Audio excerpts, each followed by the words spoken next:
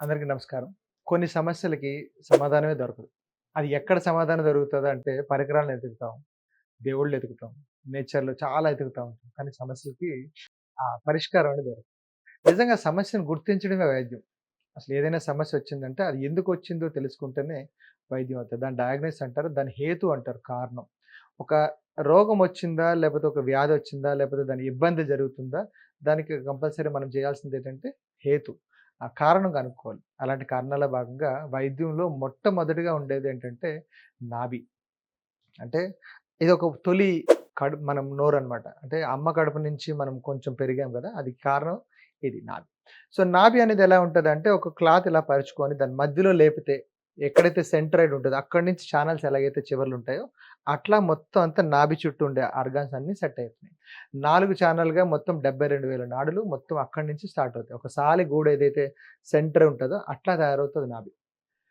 ప్రతి ఒక్క నేచర్ హీలింగ్‌లో గాని, లేకపోతే అలోపతి, ఆయుర్వేద లేకపోతే యునాని సిస్టమ్‌లో గాని అందరికి అనాటమీ చెప్తారు. నేను అంతకన్నా ముందుకెళ్ళి సృష్టి రహస్యం గురించి చెప్తా అనుకుంటున్నా. అంటే ఒక నాభిని ఎప్పుడైతే మనం పూర్తిగా అర్థం చేసుకుంటున్నామో, అక్కడున్న ఛానెల్స్ ఏవైతేనో అర్థమవుతాయి. ఫర్ ఎగ్జాంపుల్ ఒక దారుంది. ఒక సింగిల్ వే ఉంది. ఇది సింగిల్ వే పాత్ ఉంది. ఇక్కడికొచ్చిన తర్వాత ఇదొక 4 రోడ్ జంక్షను. ఇక్కడి నుంచి 4 భాగాలుగా మనిషి అన్నీ డైవర్ట్ అవుతున్నాయి. అన్నీ కరెక్ట్ అవుతున్నాయి. కరెక్టా? సరే ఇక్కడి నుంచి కనెక్ట్ అవుతున్నాయి. కరెక్ట్. ఇక్కడ నేను టోల్ గేట్ పెడితే ఏమవుతది? ఇక్కడ ఉండాల్సిన నాభి ఇక్కడ టోల్ గేట్ పెడితే ఇక్కడికొచ్చి ఆగిపోతుంది. ఇక్కడికి వెళ్తేనే డైవర్ట్ అవుతది. అర్థమైందండి? సో, ఇక్కడి నుంచి వెళ్ళి ఇక్కడి నుంచి డైవర్ట్ అయితేనే మనిషి ఏమవుతుంది లోపలుండే ప్రతి ఒక్క సిస్టమ్స్ గూడా అన్నీ నీట్‌గా పనిచేస్తాయి. నీట్‌గా పని చేయకపోతేనే ఇది ఇక్కడ పట్టేస్తేనే నాభి పట్టేసిందంటాం. నాభి ఎప్పుడైతే పట్టిందో వాడి లక్షణాలు కొన్ని చెప్తాను. మీ అందరికీ ఒకవేళ ఉంది అంటే గమనించండి. మొట్టమొదటిగా ఏంటంటే ఆకలి వేయదు. సరే ఆకలేసింది. ఇంత కొంచెం తింటే నిండిపోతది. అంతవరకు మంచి చలాకీగా ఉంటాడు. చలాకీగా ఉన్నాడేంటి, అరే! నాదేదో దాచుకుంటే మనిషి ఎలాగైపోతాడో అలా సైలెంట్ అయిపోతాడు. పరిగెడుతున్నాడు, నువ్వు నడుస్తాడు, నడుస్తున్నాడు, కూర్చుంటాడు, కూర్చున్నాడు, పడుకుంటాడు. అభివృద్ధి ఉండదు. ఏదో బాధ చెప్పాలనుకుంటాడు చెప్పలేడు. బరువైన సమస్య ఏదైతే ఉందో అది చెప్పలేకపోతుంటాడు. అండ్ రెండోది చూడగానే మనిషి మెల్లిగా కృషించిపోతాడు. మనిషి మెల్లగా కృషించిపోతుంటాడు. ఇంకా చెప్పాలంటే భయము, బెంగ, బాధ కళ్ళలో చూస్తే మనకు తెలిసిపోతది. 2 పొట్టలో ఏదో పెట్టేసి లాగుతున్నట్టు మనకు బాగా అనిపిస్తది. పొట్ట బరువుగా అయిపోతా ఉంటది. కాళ్ళు తగ్గుతూ ఉంటది. సెక్సువల్ సిస్టమ్‌లో వాడికి చాలా ప్రాబ్లమ్స్ వస్తాయి. ఇండైజెషన్‌లో ప్రాబ్లమ్స్ వస్తాయి. కాన్‌స్టిపేషన్‌లో ప్రాబ్లమ్స్ వస్తాయి. ఎవ్వడికి బాధ చెప్పుకోలేడు. నిజం చెప్పాలా? చాలామంది దెయ్యం పట్టిందంటారు. ఎవడో నాకు మీద మందు పెట్టారంటారు. ఇవే.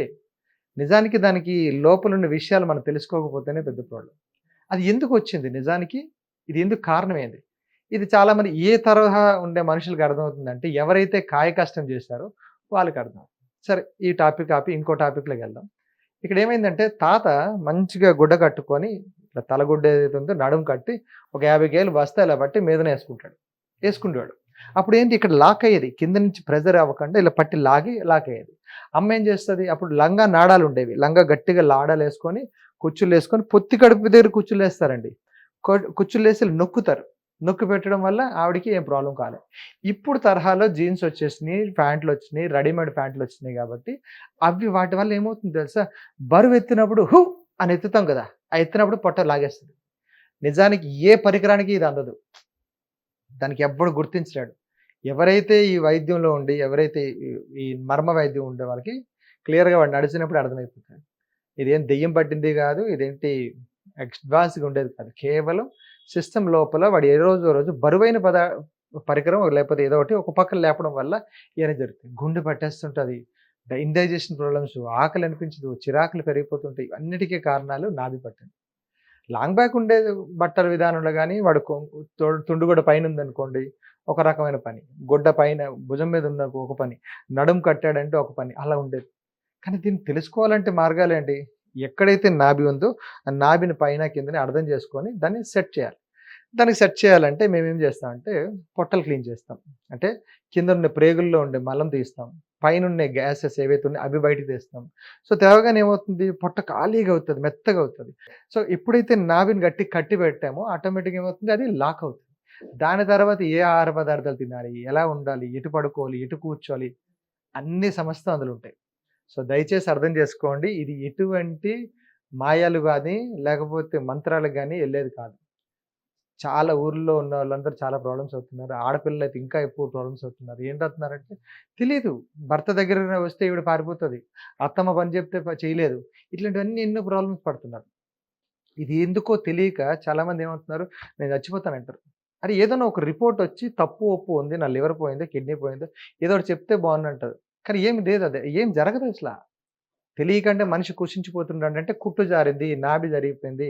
ఈ నాభి జరిగితే మనుషుల్లో ఎన్ని ప్రాబ్లమ్స్ వస్తాయో అన్నీ చాలా పెద్దవున్నాయి. దయచేసి ఇలాంటి వాటికన్నిటికి చాలా మంచి సొల్యూషన్స్ ఉన్నాయి. నేచురల్‌లో ఇంకా చాలా వేగంగా సొల్యూషన్స్ ఉన్నాయి.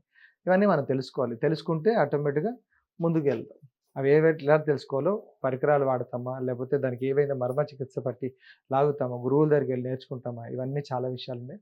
దయచేసి ఈ విషయాలన్నీ తెలుసుకోండి. గుడ్డిగా ఏవి అనవసరంగా వెళ్ళొద్దు. ఇప్పటి వరకు నేను చెప్పిన సింప్టమ్స్ ఎవరికైతే ఉన్నాయంటే ముందుగా దయచేసి కలవండి. కలిస్తే అర్థం ఊరికే డబ్బులు వెచ్చించేసి ఆ రిపోర్ట్‌లు, ఈ రిపోర్ట్‌లు దేనికి అందవు రిపోర్ట్‌లు అన్నీ సవ్యంగా ఉంటాయి. లివర్‌లు, కిడ్నీలు అన్నీ హార్ట్‌లు అన్నీ బావుంటాయి. కానీ పల్పిటేషన్ హార్ట్ మీద ఉంటది. ప్రెషర్ ఒక మనం ఎలాగైతే టోల్ గేట్ దగ్గరికొచ్చి ఆగిపోయి అన్నీ ఒక్కసారిగా ఆగిపోతాయో, ఒక జంక్షన్‌కెళ్తే ఒక ఫార్మాట్‌గా ఆటోమేటిక్‌గా ట్రాఫిక్ ఉంటది. కానీ టోల్ గేట్ దగ్గరికెళ్ళిపోతే ఏంటి? కంపల్సరీ ఎళ్ళాలి. అవన్నీ ఫ్రీ అవ్వాలి. అందుకని ఇవన్నీ తెలుసుకోవాలని కోరుకుంటున్నానండి. నాభి సమస్యలు చాలా ఉన్నాయి. వచ్చే సెషన్స్‌లో ఇంకొన్ని ఎక్కువ విషయాలు నేర్చుకుందాం. నమస్కారం.